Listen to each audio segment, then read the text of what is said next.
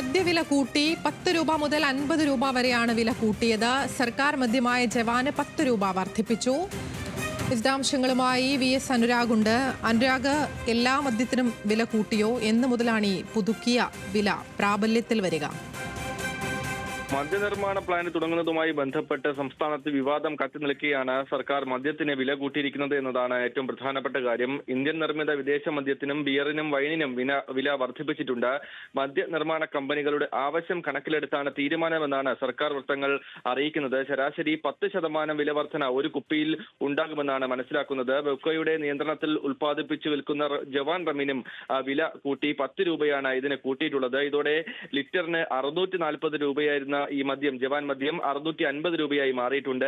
ഈ വില വർധനവ് നാളെ മുതലാണ് പ്രാബല്യത്തിൽ വരിക. സംസ്ഥാനത്ത് ബെവ്കോയും മദ്യക്കമ്പനികളും തമ്മിലുള്ള റേറ്റ് കോൺട്രാക്ട് അനുസരിച്ചാണ് സംസ്ഥാനത്ത് മദ്യവില നിശ്ചയിക്കുന്നത്. ഓരോ വർഷവും വില വർധന കമ്പനികൾ ആവശ്യപ്പെടാറുണ്ട്. ചില വർഷങ്ങളിൽ വില കൂട്ടി സർക്കാർ നൽകാറുമുണ്ട്.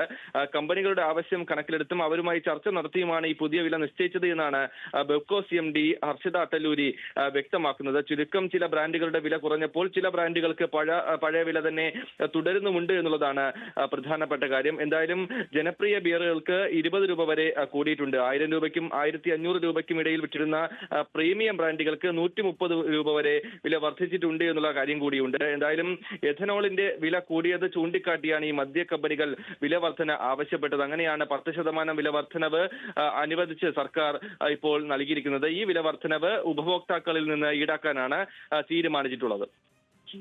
ശരി, അനുരാഗ് VS ആണ് വിശദാംശങ്ങൾ നൽകിയത്.